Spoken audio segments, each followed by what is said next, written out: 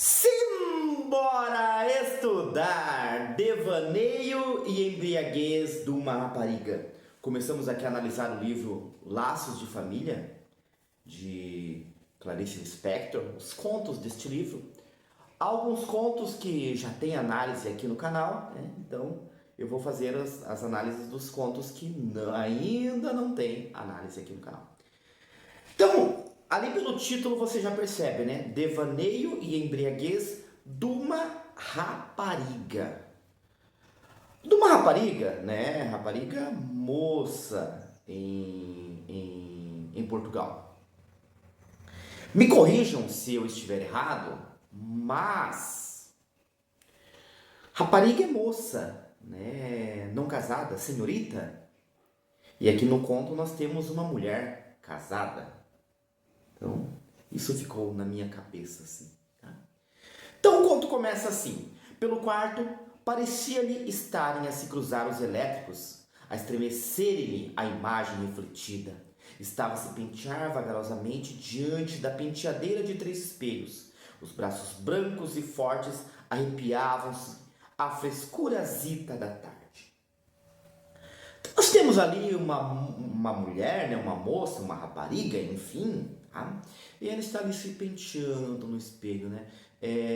Na penteadeira de 3 espelhos.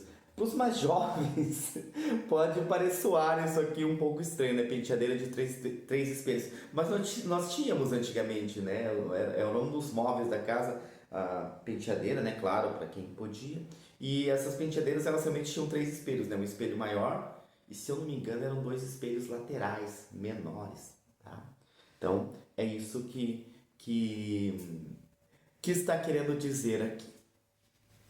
E aí nós temos uma marca ali logo em seguida no texto, né? Uma rua conhecidíssima do Rio de Janeiro, que é a Rua do Riachuelo. Então, esse conto se passa, né? Clarice, ela orbita ali, né, a maioria dos contos de Clarice entre Recife e Rio. E este é no Rio. Rua do Riachuelo é importantíssima rua não só da cidade do Rio de Janeiro, mas principalmente para a nossa literatura. É uma rua que eu gosto muito no Rio de Janeiro, que é a rua, né, antiga rua de Mata-Cavalos, onde morava lá, né, um certo personagem, né, da nossa literatura, tá? Certos personagens, né, Capitu e Bentinho moravam, né, na rua de Mata-Cavalos, que hoje é a Rua do Riachuelo. Tá? E essa moça, ela vai começar nos devaneios. Então perceba, devaneios e embriaguez, né? De uma rapariga, tá? Desculpa, eu falei devaneios, não, devaneio e embriaguez. Então, devaneio e embriaguez, tá? Então, uma coisa somada à outra. E sempre tem aquela coisa dos contos da Clarice, né? Da condição da mulher, mais uma vez uma personagem principal que é feminina, e essa mulher, ela se dá conta da situação dela, né? A vida que ela leva e a vida dessas mulheres, essas vidas sem graça, essas vidas, né, com essa rotina, sempre ali, da mesma forma, não muda nada, aquela mulher sempre ali, né, tolhida pela sociedade, né, por uma sociedade machista, pelo próprio marido. Essa mulher, ela não tem muitas liberdades, mas ela está ali, né, em frente ao espelho, e ela começa a ter alguns devaneios. Passa-se um pouco o conto, né? Os filhos, eles estão na casa, né, de umas tias lá em Jacarepaguá, tá? Mais uma marca ali do Rio de Janeiro, tá? E conforme o conto, ela aproveitou para amanhecer esquisita. E é dessa forma mesmo que o conto fala, né? Ela aproveitou para amanhecer esquisita, turbe de leve na cama, um desses caprichos, sabe-se lá. O marido apareceu-lhe já trajado, então o marido nem ia sair para trabalhar e ele nem sabia, e ela nem sabia o que o homem fizera para o seu pequeno almoço. Então, o café da manhã ali, né? Quando ela fala pequeno almoço, né? Também mais uma referência ao português de Portugal. E essa mulher, né, sempre tomando conta do marido, nesse dia, né, ela amanhece esquisita, como diz o texto. E fica ali o marido olhando para ela, uma certa conversa ali, né? Até que o marido fala, né? Ele pareceu pensar melhor e declarou: Ó, rapariga, estás doente. Ela aceitou surpreendida. Perceba, ela aceitou surpreendida, lisonjeada. Então, ou seja, ela aceita o que o marido fala. Se o marido fala que ela está doente, ela está doente. Ela não pode dizer que ela está doente. E lisonjeada, nossa, né? Feliz. Até por aquela coisa, parece que o marido notou. Durante o dia inteiro ficou-se na cama, a ouvir a casa tão silenciosa, sem o bulício dos miúdos. Então, né, aquela coisa de estar doente, né, que não dá para perceber realmente que ela está doente, até parece que ela não está doente, ela só queria um dia de descanso ali na cama, né, e ela fica aquele dia na cama, ouvindo aquela casa silenciosa. Para ela, aquilo era muito bom. E sem o marido, né, sem o homem, que hoje comeria seus cozidos pela cidade. Tá? Comeria seus cozidos pela cidade. Os cozidos dele, né? Embora que possa ter uma ambiguidade, comeria os seus cozidos na cidade. E ela fica ali, né, naquele pensando, naquele pensamento, né? De um momento para o outro, com raiva, estava de pé, mas nas fraquezas do primeiro instante, parecia doida e delicada no quarto que rodava. Então, este é o momento do devaneio, tá? Ainda. E delicada no quarto que rodava até ela conseguir as apalpadelas, deitar-se de novo à cama, surpreendida de que talvez fosse verdade. Surpreendida de que talvez fosse verdade. Ô mulher, vê lá se me vais mesmo adoecer, disse desconfiada, né? Vê lá se vai mesmo, né, adoecer. Ela conversando. E aqui é um trecho que revela muito sobre essa vida dela, né? Nessa noite, até dormir, fantasticou, né? É uma coisa fantástica. Por quantos minutos? Então, está no momento ali de reflexão. Até que tombou adormecidona, não é adormecida, é adormecidona, a ressonar com o marido. Então ela faz com o marido, ela acompanha o marido. Acordou com o dia atrasado, as batatas por descascar, os miúdos que voltariam à tarde das titias. Ai, que até me faltei ao respeito. Dia de lavar roupa e cerzir as peúgas. Ai, que vagabunda que me saíste, censurou-se.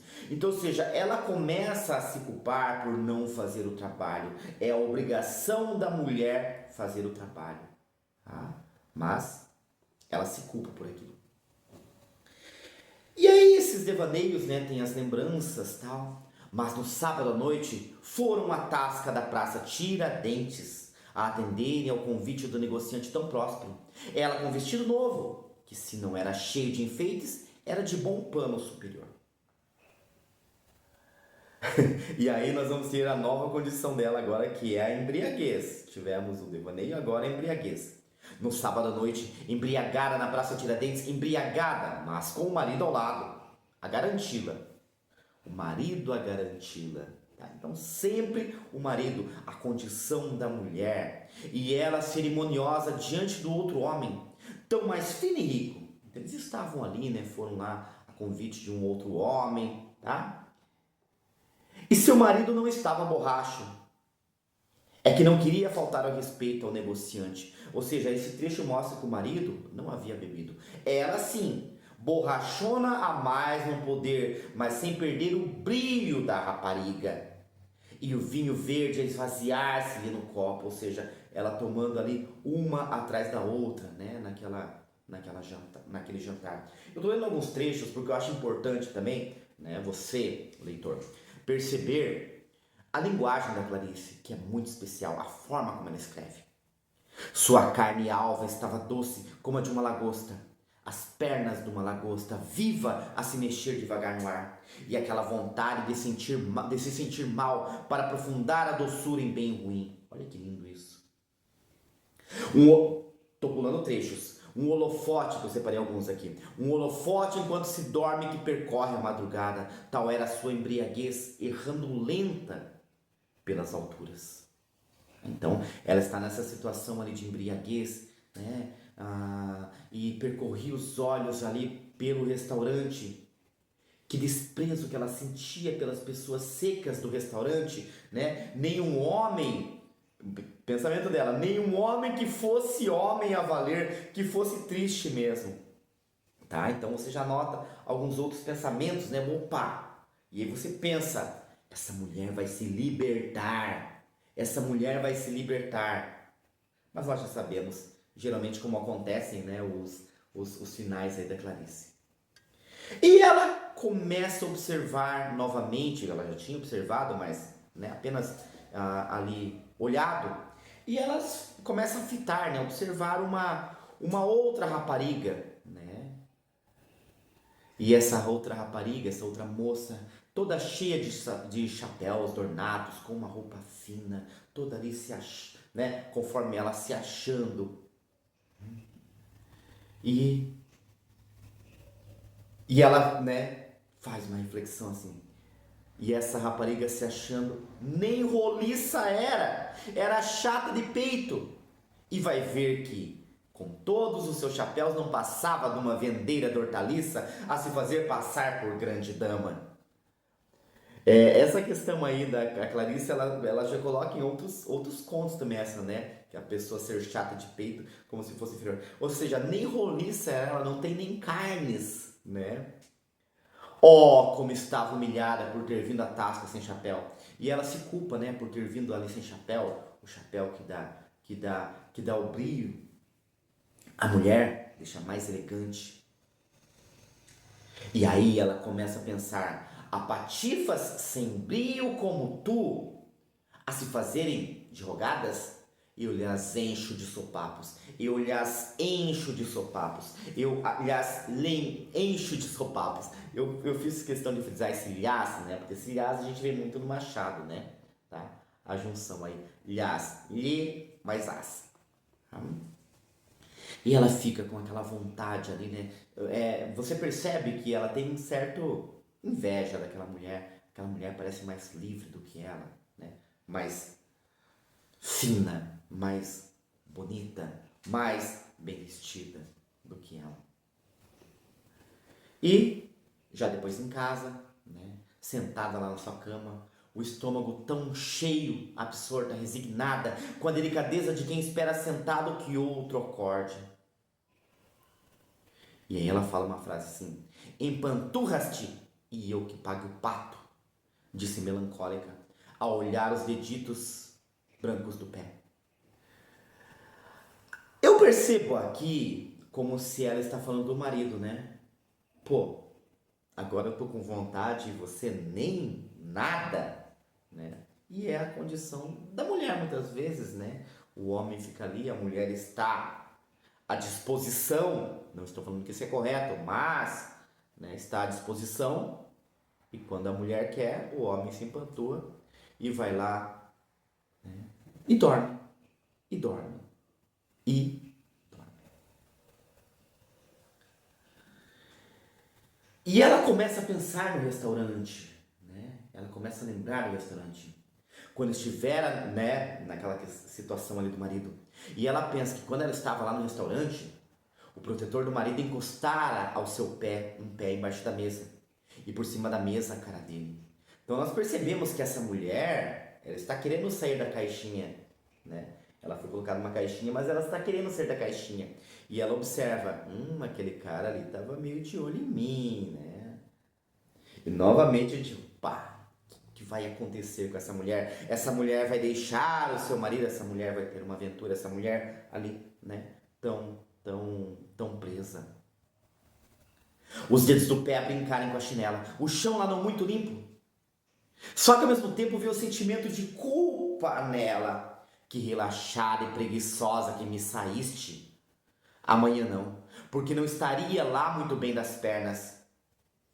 Então ela já agora, né, digamos assim, a parte racional. Não, amanhã, né, não vou estar muito bem das pernas. Mas depois de amanhã, aquela sua casa havia de ver, dar-lhe-ia um esfregaço com água e sabão, que se lhe arrancariam as sujidades todas. A casa havia de ver, ameaçou ela colérica. Pessoal, a gente vê isso aqui, né, como podemos ver, né, a forma mais, né, literal ali de ver, como se ela estava realmente falando de limpar a casa, né, concreta. Mas podemos pensar dela lavar a sua casa, né, você, tornar-se outra pessoa, tá? Mudar diferente, ficar diferente, né? Quando o amigo do marido a viu tão bonita e gorda, ficou logo com respeito dela, por ela. E quando ela ficava a se envergonhar, não sabia onde havia de fitar os olhos, né? Então tem todo aquele pudor. Essa mulher vai se libertar? Não, essa mulher não vai se libertar. Pelo menos não parece no conto. E o conto acaba como muitos contos da Clarice. Ela sentada no bordo da cama, né? A pestanejar ali. E ela fala assim: que bem que se via a lua nessas noites de verão. Inclinou-se um pouquinho, desinteressada, resignada. A lua, que bem que se via a lua alta e amarela a deslizar pelo céu, a coitadita, a deslizar, alta, alta, a lua. Então a grosseria explodiu-lhe em súbito amor. Cadela, disse ele. Cadela a lua, que tem a liberdade, que está lá em cima, alta, livre? Ou cadela ela, por ter os seus pensamentos, por estar pensando em coisas que uma mulher de família não deveria pensar? E aí é para nós pensarmos. Pessoal, eu confesso a vocês que li este conto há muito tempo.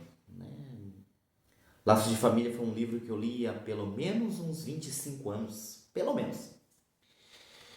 E esse conto não tinha tanto significado para mim, né? Essa releitura agora trouxe muitas coisas novas. Então por isso que é bom ler em épocas diferentes, tá? Então, pessoal, chegou até o fim, não se inscreveu no canal ainda, se inscreve, ajuda o professor Sid Clay aqui, esse canal crescer cada vez mais para levar literatura para as pessoas, porque é algo importante, tá? E se gostou aí realmente, né? Curte o vídeo, compartilha. Espero realmente que tenham gostado. Por hoje é isso e simbora estudar!